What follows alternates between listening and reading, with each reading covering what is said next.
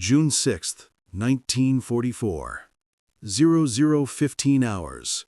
Strongpoint WN62, Omaha Beach.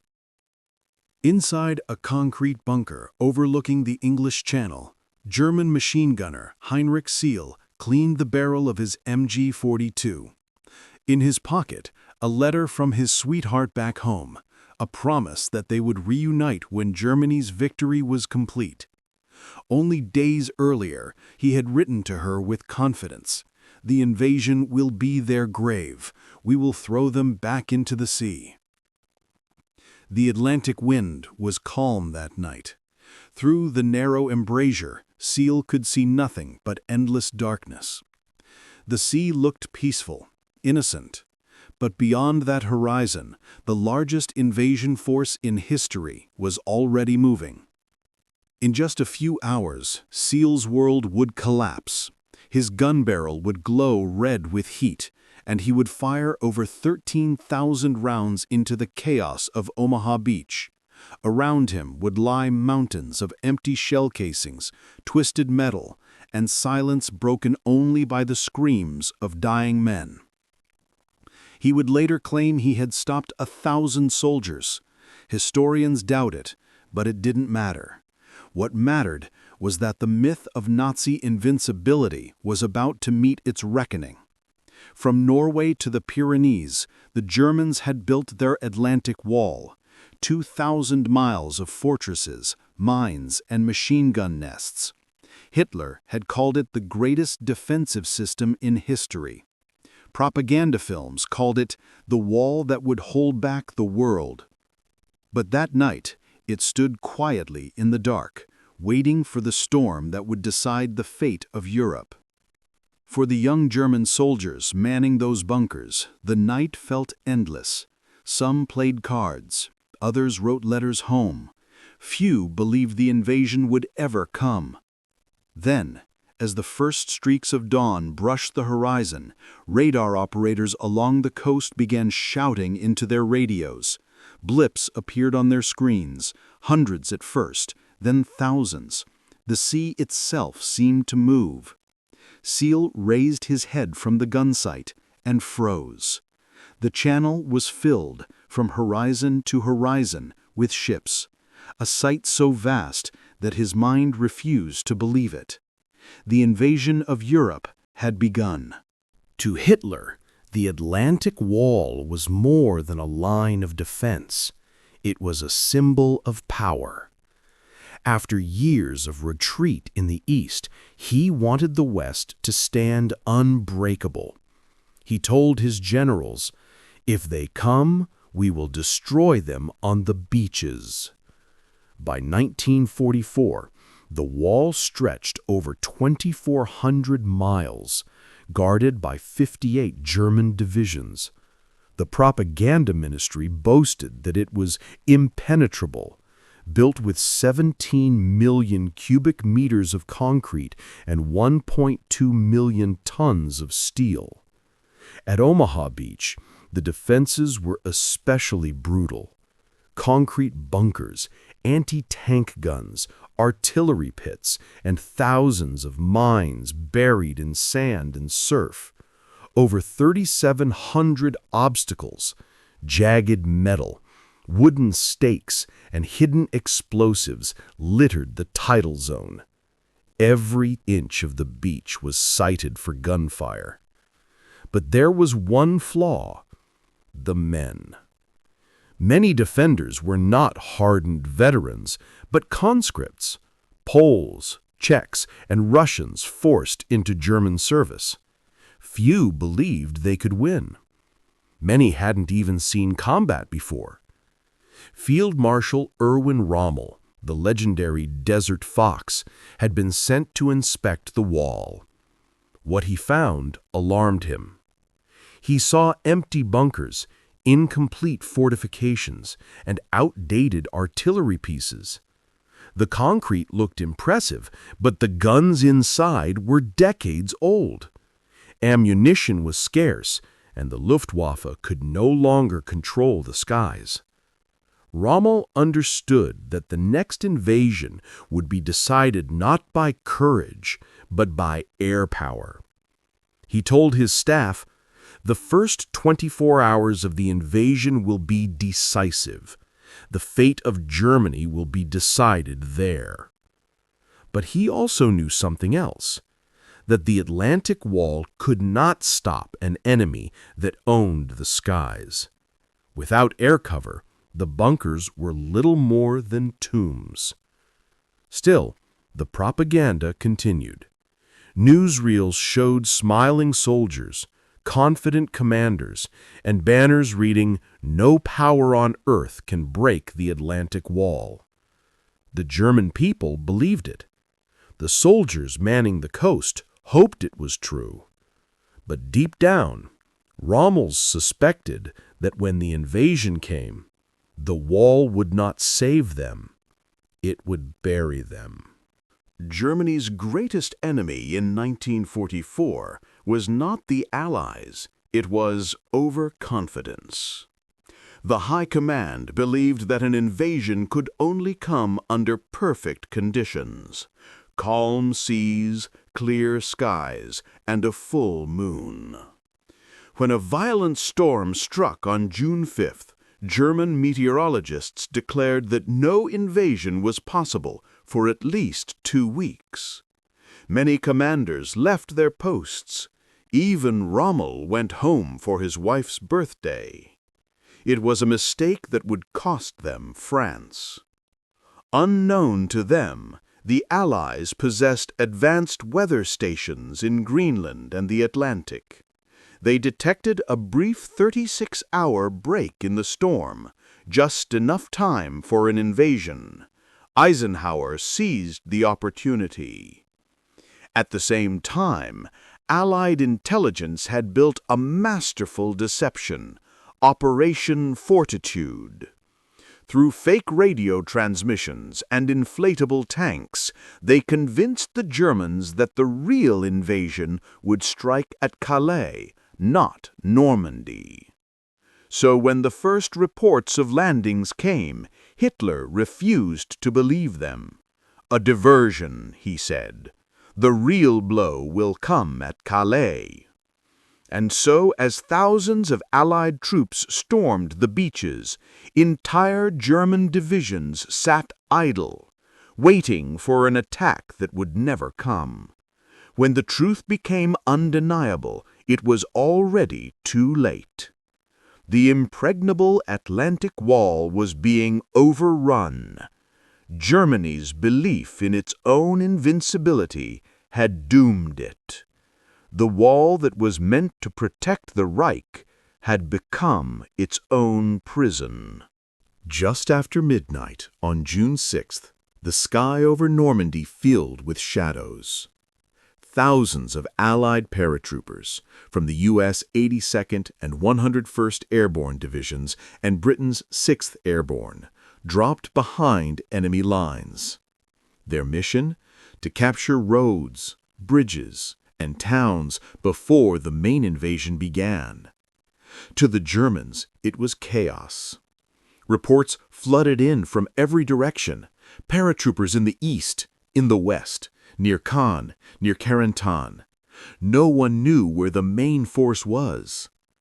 Even worse, the Allies had scattered dummy paratroopers, mannequins filled with firecrackers and noisemakers. When they landed, they exploded, simulating firefights and drawing German troops away from real landing zones. Major Hans von Luck, a panzer commander near Caen, realized the danger. He requested permission to counterattack immediately. The response came back cold. Hold your position until further orders. Those orders never came.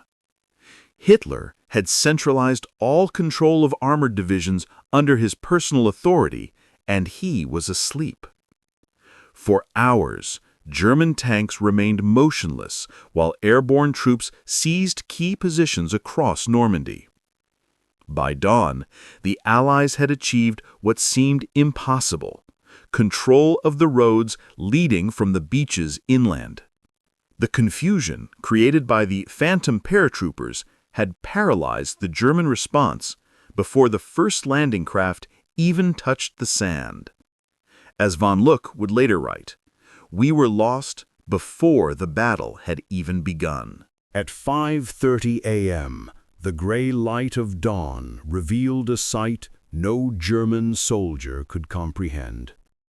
The horizon was gone, replaced by ships, thousands of them. Battleships, destroyers, landing craft, and transport vessels stretched as far as the eye could see. The Allied invasion fleet, 6,939 ships in total, the largest armada in human history. For the defenders of the Atlantic Wall, it was a nightmare come to life. Artillery officer Bernhard Ferking reportedly whispered to his men, "We are witnessing the whole world arriving on our doorstep." At 5:35, the naval bombardment began. Battleships like the USS Texas and HMS Warspite opened fire. Their shells, each weighing over 600 pounds, smashed into bunkers and cliffs, shaking the earth. Concrete cracked like glass. Men were buried alive. Communications vanished in the roar. Nothing in the German experience, not the Eastern Front, not even Stalingrad, compared to this. And above them, the sky darkened by Allied aircraft. That morning alone, the Allies flew over 14,000 sorties. The Luftwaffe managed only 319. For the first time, German soldiers faced a truth they could not deny.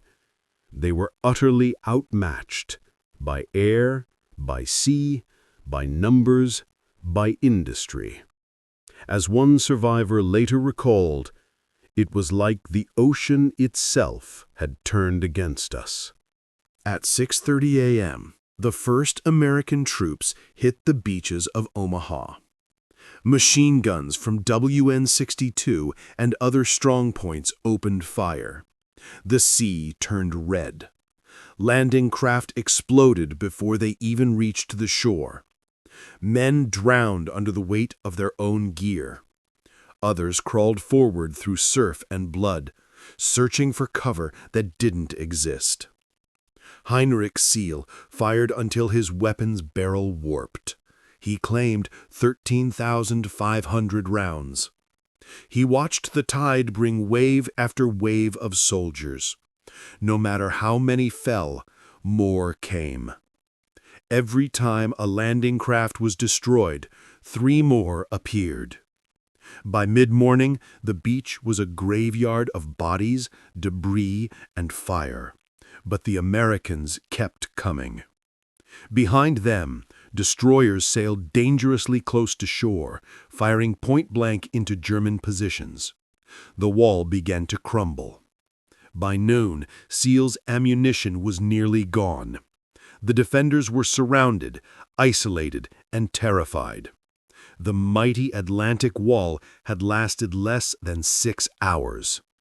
That day would forever be remembered by a single name: Bloody Omaha.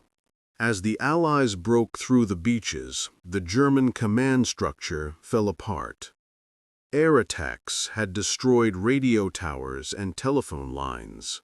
The French resistance, activated by coded BBC messages, cut communications and sabotaged railways.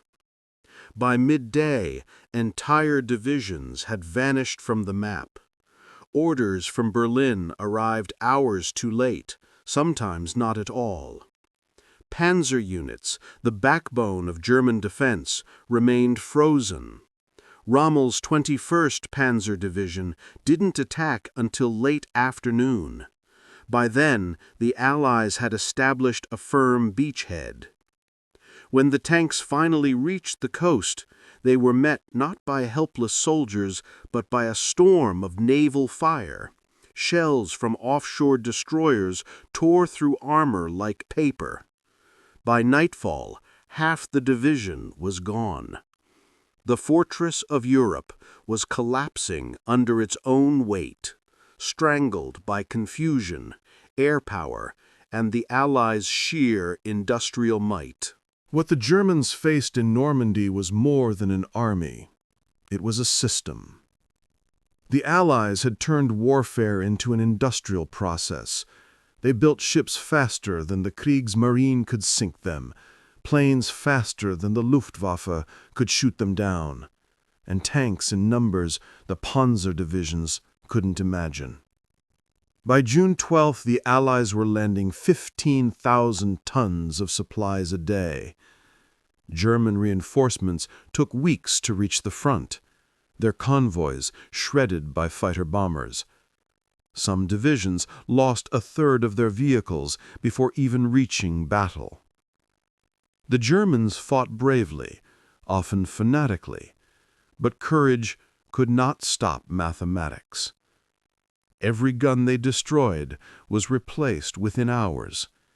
Every tank they lost was rebuilt in days. Rommel saw it clearly. "We are fighting a war of material," he told his staff, "and we are losing." By late June, the Atlantic Wall was gone. Cherbourg fell on June 26th, a fortress port that was supposed to hold for months. Its commander surrendered after only 5 days, admitting that resistance was meaningless against unlimited enemy resources. The once proud Fallschirmjäger, German paratroopers, were shattered. Their commander reported simply, "My regiment no longer exists as a combat unit." Operation Cobra in July delivered the final blow. Thousands of Allied bombers turned the German front line into a wasteland. Survivors described the sky as fire itself descending. In August, the Falaise Pocket sealed the fate of the German army in France. Tens of thousands were killed or captured. Those who escaped did so on foot, abandoning everything: tanks, guns, even their will to fight. The invincible army of Europe was in full retreat. By the end of August 1944, Germany's dream of Fortress Europe was dead. Over 320,000 casualties, thousands of tanks and aircraft lost, a defeat beyond recovery. Even Rommel, once Hitler's favorite general, admitted the truth. In his final report before being wounded, he wrote, "The unequal struggle is nearing its end. The enemy's overwhelming superiority in men and material is beginning to tell." He was right. The war had changed. It was no longer fought by the bravest soldiers, but by the most productive nations. The Allies had industrialized victory. They could replace everything: men, machines, even mistakes. Heinrich Seel survived the war. In his memoir, he wrote of meeting his former enemies years later. "We realized we had all been young men thrown into an industrial slaughterhouse. My 13,500 rounds meant nothing against their endless supply." For the German defenders of Normandy, D-Day was more than a defeat. It was a revelation. They had believed in walls, in propaganda, in destiny. But on June 6, 1944, they learned history's harshest truth. In the age of machines, courage alone could not stop an army built by industry. The tide of democracy had arrived, and it would never retreat again.